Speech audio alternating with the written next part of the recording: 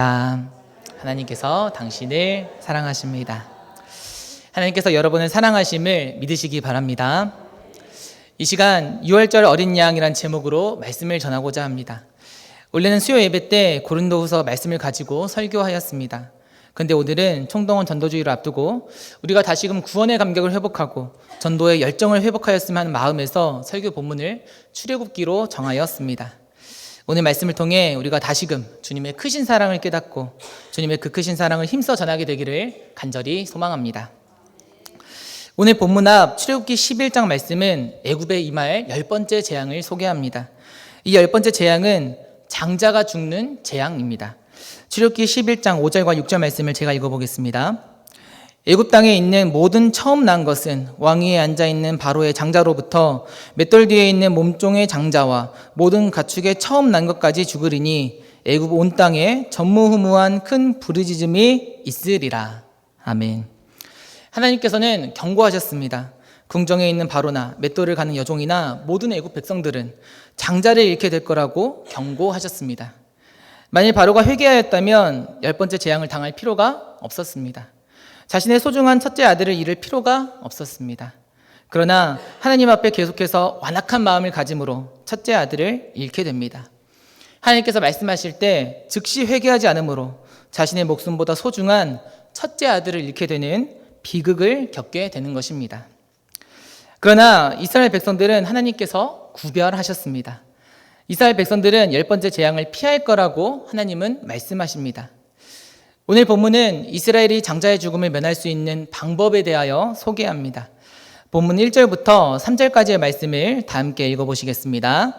시작. 여호와께서 애굽 땅에서 모세와 아론에게 일러 말씀하시되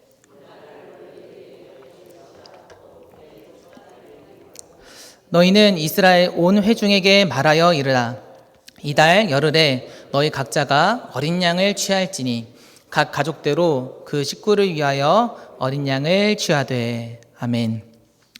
여기서 말하는 이달이란 고대 원력으로는 아비벌을 가리키고 이는 현대 원력으로는 3월에서 4월 사이의 날에 해당합니다. 하나님께서는 아비벌 10일에 어린 양을 취하라고 이스라엘 각 가정에 명령하십니다. 그리고 그 다음 절에서 이스라엘이 선택해야 하는 어린 양의 조건을 말씀하시고 더불어 그 어린 양을 어디에 어떻게 사용해야 할지를 설명하십니다. 오늘 본문 5절부터 7절까지의 말씀을 제가 읽어보겠습니다.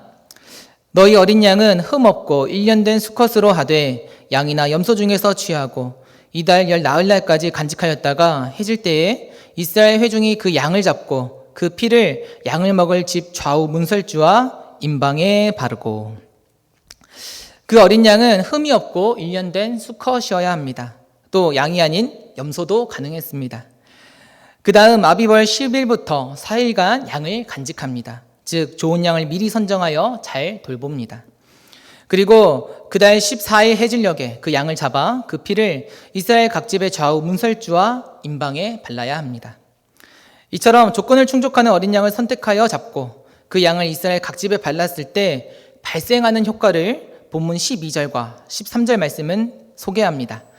본문 12절과 13절 말씀을 다 함께 읽어보시겠습니다.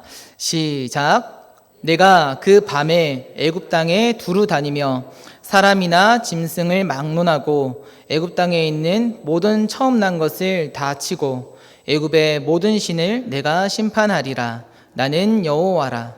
내가 애굽 땅을 칠 때에 그 피가 너희가 사는 집에 있어서 너희를 위하여 표적이 될지라. 내가 피를 볼 때에 너희를 넘어가리니 재앙이 너희에게 내려 멸하지 아니하리라. 아멘. 그 밤에 하나님께서는 애굽의 사람이나 짐승이나 할 것 없이 모든 처음 난 것을 다 멸할 것입니다. 이로써 애굽이 의지하였던 모든 우상들의 무능함과 무존재를 하나님은 폭로하실 것입니다. 반면에 이를 통해 하나님께서는 하나님의 살아계심과 크신 능력을 드러내실 것입니다. 그리고 살아계시고 전능하신 여호와 하나님께 순종한 이스라엘 백성들은 애굽 백성들과는 달리 10번째 재앙을 면하게 될 것입니다. 이스라엘 백성들이 자신들의 집에 바른 어린 양의 피는 표적이 됩니다. 즉 어린 양의 피는 재앙을 피할 가정을 나타내는 증거가 됩니다. 이들은 하나님의 말씀에 순종하여 어린 양의 피의 능력을 믿음으로 장자의 생명을 빼앗기지 않는 은혜를 누리게 되는 것입니다.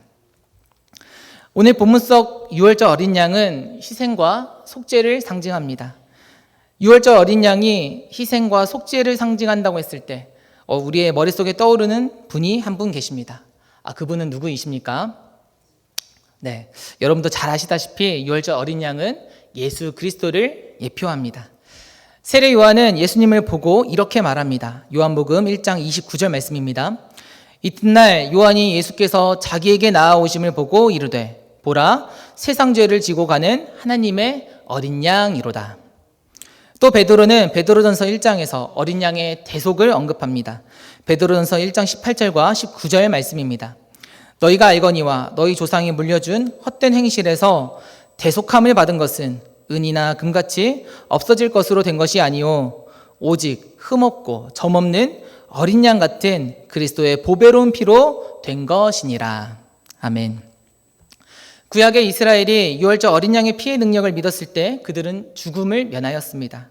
그리고 신약 시대를 살아가고 있는 우리는 예수 그리스도의 보혈의 공로를 믿었을 때 영원한 사망을 면할 수 있습니다. 무지하신 예수님께서 나의 죄를 대신하여 피 흘려 죽으셨음을 믿었을 때 우리는 지옥 재앙을 당하지 않고 천국에서 예수님과 영원한 생명을 누리는 은혜를 입게 되는 것입니다. 기독교의 이 핵심 진리가 너무나도 중요하기에 사도 요한과 사도 베드로는 각각 요한복음과 베드로전서의 첫 장에서 어린 양이신 예수 그리스도를 소개하는 것입니다. 여기까지는 우리 성도님들께서 다 아시는 내용일 것입니다. 오늘은 여기서 더 나아가 유월절이 가지는 의미에 대하여 더 깊이 묵상하기 원합니다. 제가 여러분에게 한 가지 질문을 해보겠습니다. 그렇다면 우리 성도는 오늘날에도 유월절을 지켜야 하는 것입니까? 제가 교육전도사로 사역하던 시절의 일입니다. 주일 사역을 마치고 택시를 타고 집으로 돌아간 적이 있었습니다. 그때 택시 기사님과 이야기를 하다가 제가 교육전도사인 것을 기사님께서 자연스럽게 알게 되셨습니다. 그러자 기사님께서는 자신이 다니시는 교회에 대해서 설명하셨습니다. 그런데 그분이 당신의 교회에 대하여 이야기하실 때 어딘가 이상한 느낌을 받았습니다. 정통교회의 모습과는 사뭇 다른 느낌을 받았습니다. 그래서 제가 기사님께 정중하게 질문했습니다. 기사님, 실례지만 기사님께서는 어느 교회에 출석하고 계신가요? 제 질문에 기사님께서는 이렇게 답변하셨습니다. 저는 아주 특별한 교회에 다니고 있습니다. 제가 다니는 교회는 하나님의 교회입니다. 저희 교회는 하나님의 말씀을 철저히 지킵니다. 저희는 하나님의 말씀에 순종하여 유월절을 지키는 교회입니다. 언제는 또 이단인 하나님의 교회로부터 제가 전도지를 받은 적이 있었습니다. 전도지를 나눠주신 어느 분께서 제게 이렇게 말씀하셨습니다. 저희는 하나님의 말씀인 신구약 성경을 그대로 지키고 있습니다. 저희는 구약의 말씀대로 유월절을 지킵니다. 다른 교회들은 유월절 안 지키고 있죠? 모두 다 하나님의 말씀대로 행하지 않는 교회들입니다. 모두 속고 계신 것입니다. 이러한 분들을 만났을 때 성경 지식이 부족하신 분들은 큰 혼란에 빠질 수 있습니다. 구약의 맥추절도 지키고 있는데 그러면 당연히 구약의 유월절도 지켜야 하는 거 아닌가라고 생각하실 수 있습니다. 아니 그러면 나 이제까지 예수님 잘못 믿었네, 지금까지 교회가 성도들에게 잘못 가르쳤네 라고 생각하시며 자신의 신앙에 대한 허탈감과 교회에 대한 실망감을 내비칠 수도 있습니다. 심지어 오늘 본문 마지막 절 14절 말씀에서도 너희는 이날을 기념하여 여호와의 절기를 삼아 영원한 규례로 대대로 지킬지니라 라고 똑똑히 기록하고 있기에 그 혼란은 가중될 것입니다. 따라서 오늘날에도 유월절을 대대로 영원토록 지켜야 하는 것이 맞을지도 모릅니다. 그러나 현대에는 유월절을 지킬 필요가 없습니다. 그 이유가 무엇입니까? 앞서 말씀드렸듯이 유월절의 어린 양은 신약의 예수 그리스도를 예표하기 때문입니다.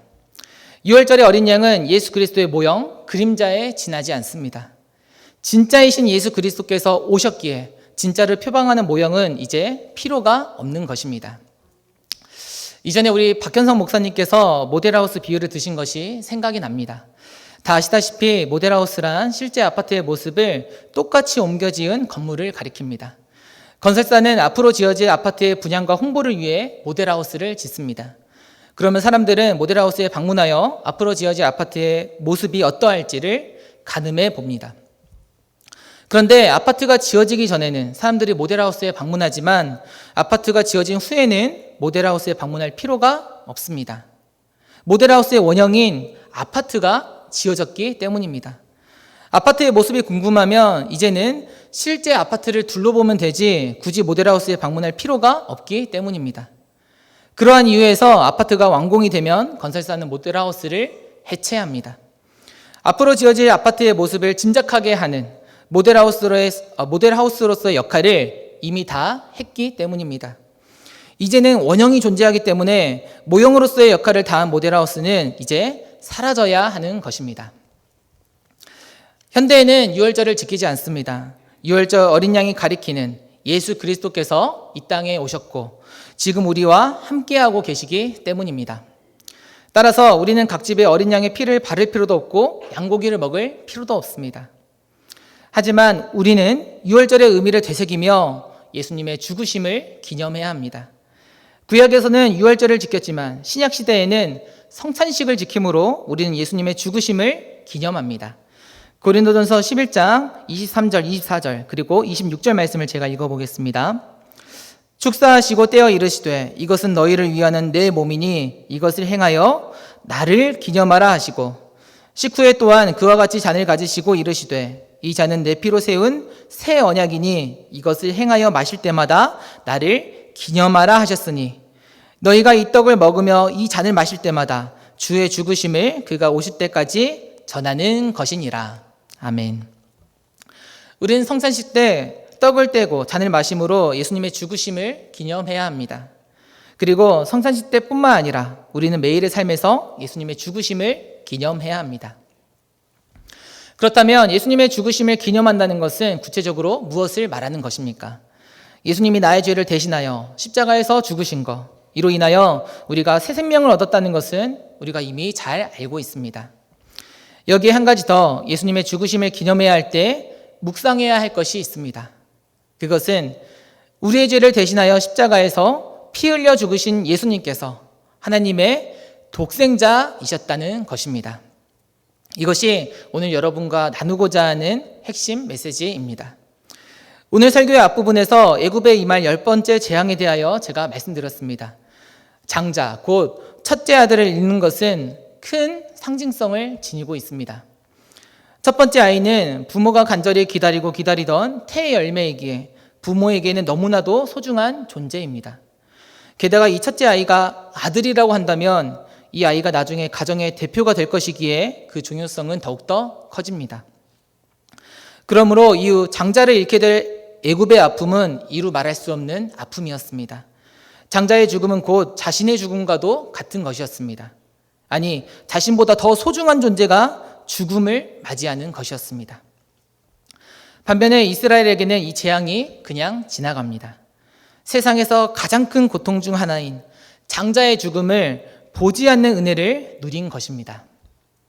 그런데 이스라엘이 이 은혜를 누릴 수 있었던 것은 무엇 덕분이었습니까? 어린 양의 피 흘리는 죽음으로 말미암아 이스라엘은 죽음을 피하였습니다. 그렇다면 우리는 무엇으로 말미암아 구원의 은혜를 누리고 있습니까? 십자가에서 피 흘리신 예수님의 죽음으로 말미암아 구원의 은혜를 누리고 있습니다. 우리가 누리고 있는 구원의 은혜는 우리가 생각한 것보다 더 큰 가치를 지니고 있습니다. 우리의 죄를 대신하여 십자가에서 피 흘려 죽으신 예수님께서 하나님의 독생자이시기 때문입니다. 하나님께서는 우리를 죄와 사망과 사탄으로부터 구원하시기 위하여 독생자 예수 그리스도를 우리에게 내어주셨습니다. 자녀가 아무리 많다 하더라도 그 자녀가 10명, 100명이라 하더라도 자녀 한 명을 잃는다는 것은 부모에게 너무나도 큰 아픔일 것입니다. 게다가 그 잃은 아이가 장자라고 한다면, 첫째 아들이라고 한다면 그 아픔은 더욱 배가 될 것입니다. 그런데 하나님께서는 우리를 구원하시기 위하여 첫째 아들이실 뿐만 아니라 무려 유일한 아들이신 예수 그리스도를 우리에게 내어주셨습니다. 우리에게 예수 그리스도를 내어주셨다는 것은 단지 우리에게 한 분을, 하나를 주셨다는 의미가 아닙니다. 속죄 제물로 쓰라고 단지 우리에게 양 한 마리를 던져주신 것이 아닙니다. 우리에게 독생자 예수 그리스도를 내어주셨다는 것은 하나가 아닌 전부를 주신 것입니다. 달리 말하면 하나님께서는 우리에게 하나님 자신을 내어주셨습니다. 하나님께서는 죄인인 우리를 구원하시기 위하여 하나님의 전부라고 할 수 있는 예수 그리스도를, 하나님 자신이라고 할 수 있는 독생자 예수 그리스도를 십자가에 피 흘려 죽게 하시는 끔찍한 아픔을 겪으신 것입니다. 사랑하는 여러분, 총동원 전도주의를 앞두고 구원의 감격을 회복하는 우리가 되기를 간절히 소망합니다. 예수님의 보혈의 가치를 깨닫고 매일 구원의 감격 속에 살아가기를 소망합니다. 독생자 예수 그리스도께서 피 흘려 죽으셨기에 우리는 지옥 재앙을 면하게 되었습니다. 하나님께서 장자의 죽음, 그 이상의 고통을 당하셨기에 우리가 지금 구원받은 천국 백성이 된 것입니다. 우리가 받은 구원의 은혜를 더욱 소중히 여기시기를 소망합니다. 우리에게 자신의 유일한 아들을, 자신의 전부를, 자기 자신을 내어주신 하나님을 더욱 사랑하게 되기를 간절히 소망합니다. 우리가 먼저 구원의 감격 속에 살아가야 구원의 은혜를 전할 수 있습니다. 구원의 가치를 깨닫는 자는 자연스레 전도하게 되어 있습니다. 예수님의 핏값이 얼마나 가치 있는지를 알기에, 우리를 위해 독생자 예수 그리스도를 내어주신 하나님의 사랑이 얼마나 큰지를 알기에 가만히 있을 수 없습니다. 사랑하는 가족과 친척, 이웃으로 하여금 지옥 형벌을 당하지 않고 영원한 생명을 누리게 하기 위하여 쉬지 말고 기도하고 힘써 복음을 전하는 것입니다. 사랑하는 여러분, 구원의 은혜를 먼저 누리고 있는 우리를 통하여 사랑하는 우리의 가족과 친척, 이웃이 독생자 예수 그리스도를 구주로 영접하게 되기를 소망합니다. 모든 가정이 한 사람도 빠지지 않고 천국 잔치를 누릴 수 있기를 소망합니다. 아울러 독생자 예수 그리스도를 내어주신 하나님의 사랑을 깨달으면 우리는 기도 응답이 더디더라도 하나님을 원망하지 않을 수 있습니다. 왜냐하면 하나님께서는 우리에게 아무것도 주지 않으신 게 아니라, 달랑 하나만 주신 게 아니라 이미 우리에게 전부를, 하나님 자신과도 같은 독생자 예수 그리스도를 내어주셨기 때문입니다. 오늘은 올해 10월 마지막 주 수요일입니다. 한 해 동안 각자 열심히 기도하셨던 제목들이 있으실 것입니다. 그 기도 제목들 중에는 응답된 것들도 있을 것이고 아직 응답되지 않은 것들도 있을 것입니다. 우리는 우리의 생각대로 기도가 응답되지 않을 때 실망하고 더 나아가 하나님을 원망하기도 합니다. 다른 사람의 기도는 금방 들어주고 풍성히 응답해 주시는데 하나님께서는 유독 내 기도만 느리게 응답해 주시고 하찮은 결과물로 응답해 주시는 것만 같습니다. 때로는 하나님을 이 작은 기도도 이루어지지 않으시는 째째한 하나님으로, 인색하신 하나님으로 여기기도 합니다. 아직 기도 응답받지 않은 것이 있으시더라도 실망하지 마시기 바랍니다. 우리에게 모든 것을 내어주신 하나님께서는 지금도 우리의 기도를 들으시고 지금도 우리에게 모든 것을 내어주실 의향과 능력이 있으심을 믿으시기 바랍니다. 특별히 이 믿음을 가지고 태신자분들을 위하여, 가족의 구원을 위하여 끝까지 기도하시기 바랍니다. 제가 18살에 하나님을 인격적으로 만난 후로부터 저는 저희 아버지의 영혼 구원을 위하여 열심히 기도했습니다. 저희 아버지를 위해 매일 열심히 기도하다가도 그러나 어느 순간에는 기도를 내려놓고 싶은 마음도 있었습니다. 10몇 년을 기도해도 아버지의 완악한 마음이 변함이 없을 때 저는 하나님의 사랑과 크신 능력을 잠시 의심하기도 했었습니다. 그러나 독생자 예수 그리스도를 보내어 주신 하나님의 사랑을 묵상하며 저는 다시금 힘을 냈습니다. 자신의 전부를 내어주신 하나님께서 저희 아버지 역시 긍휼히 여겨주시고 재앙을 면하게 해주실 것을 기대하며 기도했습니다. 그렇게 새벽마다 기도했더니 너무나 감사하게도 아버지께서는 현재 주일마다 예배당에 나가셔서 하나님을 예배하고 있습니다. 이렇게 되기까지 무려 18년이라는 시간이 걸렸지만 사랑과 자비가 풍성하신 하나님께서는 저의 기도에 가장 완벽한 때에 응답해 주신 것입니다. 태신자분들을 위하여 기도하실 때 혹시 낙심되는 성도님들이 계십니까? 열심히 기도했는데 태신자분들께서 미동도 하지 않으시고 하나님 믿기를 완강히 거부하고 계십니까? 내가 저 사람을 이렇게나 많이 사랑하고 있는데, 열심히 기도하고 있는데 하나님께서는 왜 내 기도를 들어주지 않으시는 걸까라고 생각하지는 않으십니까? 우리는 기억해야 합니다. 우리가 태신자분들을 사랑하는 것보다 하나님께서 그 태신자분들을 훨씬 더 사랑하신다는 사실을 기억해야 합니다. 우리는 태신자분들을 위하여 단지 하루 중 잠시 시간을 내어 기도할 뿐이지만 하나님께서는 그분들을 위하여 자신의 모든 것을 바치셨음을 기억해야 합니다. 하나님께서는 모든 사람이 구원받기 원하신다는 사실을 우리는 기억해야 하는 것입니다. 오늘 새벽 예배 말씀을 기도한 디모데전서 2장 4절 말씀입니다. 하나님은 모든 사람이 구원을 받으며 진리를 아는 데에 이르기를 원하시느니라. 아멘. 독생자 예수 그리스도를 내어주신 하나님의 크신 사랑을 의심하지 않으시기를 소망합니다. 끝까지 기쁜 마음으로 기도하시고 또한 기쁨으로 복음의 결실을 거두시기를 간절히 소망합니다. 끝으로 한 가지 교훈을 더 살펴본 후에 오늘 말씀을 마치도록 하겠습니다. 6월절이 되면 이스라엘 백성들은 세 가지 음식을 먹어야 합니다. 첫째, 앞에서 살펴본 대로 이스라엘 백성들은 흠없고 1년 된 수컷 어린 양을 잡아서 먹어야 합니다. 그리고 이스라엘 백성들이 먹어야 하는 두 번째 음식은 무교병입니다. 이 무교병에 대한 설명은 다음 새벽 예배 때 전하는 것으로 하고 이 시간에는 세 번째 음식을 살펴보도록 하겠습니다. 6월절이 되었을 때 이스라엘 백성들이 먹어야 하는 세 번째 음식은 쓴나물입니다. 본문 8절 말씀을 다 함께 읽어보시겠습니다. 시작. 그 밤에 그 고기를 아울러 먹되. 아멘. 쓴나물은 말 그대로 맛있은 나물을 가리킵니다.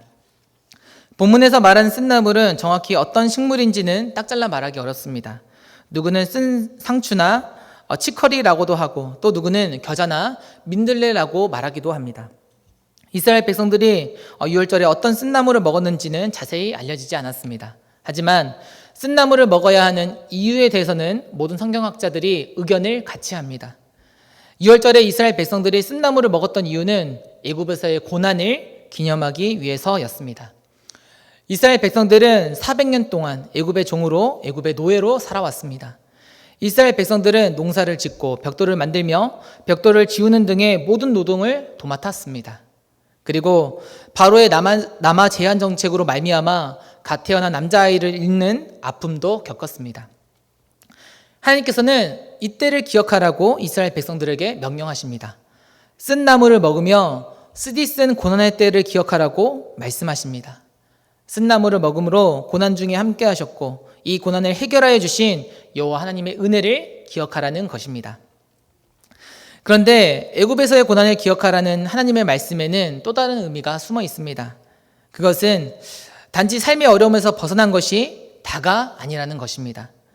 바로의 통치에서 벗어난 것으로 기뻐함과 동시에 사탄의 통치에서 벗어난 것으로 기뻐하고 감사하라는 것입니다. 사탄의 통치에서 벗어나 이제 다시 하나님을 예배하는 하나님의 백성, 하나님의 거룩한 신부가 되었음에 감사하라는 의미가 이 6월절 쓴나물에 숨어 있는 것입니다. 우리 역시 독생자 예수 그리스도를 믿기 전에는 사탄의 종이었습니다. 에베소서 2장 2절 말씀은 이렇게 말합니다. 그때 너희는 그 가운데서 행하여 이 세상 풍조를 따르고 공중의 권세 잡은 자를 따랐으니 곧 지금 불순종의 아들들 가운데서 역사하는 영이라. 우리는 공중의 권세 잡은 사탄을 따라 이 세상 풍조를 따르고 하나님의 말씀에 불순종하였습니다. 하나님의 말씀에 불순종하여 죄의 종으로 살아왔던 것이 우리의 과거 신분이었습니다. 로마서 6장 16절 말씀입니다. 너희 자신을 종으로 들여 누구에게 순종하든지 그 순종함을 받는 자의 종이 되는 줄을 너희가 알지 못하느냐? 혹은 죄의 종으로 사망에 이르고 혹은 순종의 종으로 의에 이르느니라. 아멘. 우리는 과거 사탄의 종으로 죄의 종으로 살아왔던 때를 기억해야 합니다.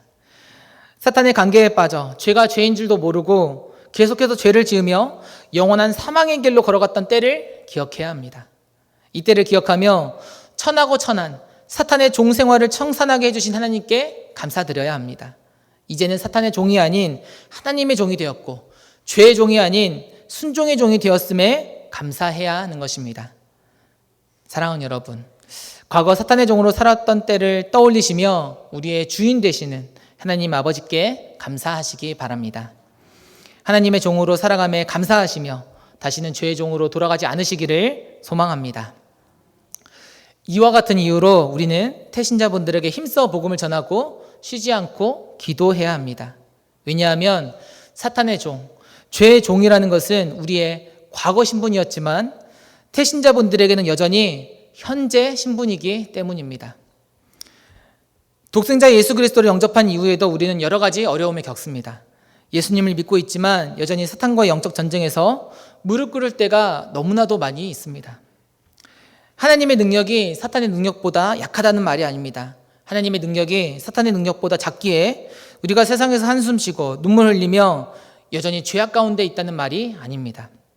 하나님의 능력은 분명 크신 능력이고 전능하신 능력입니다.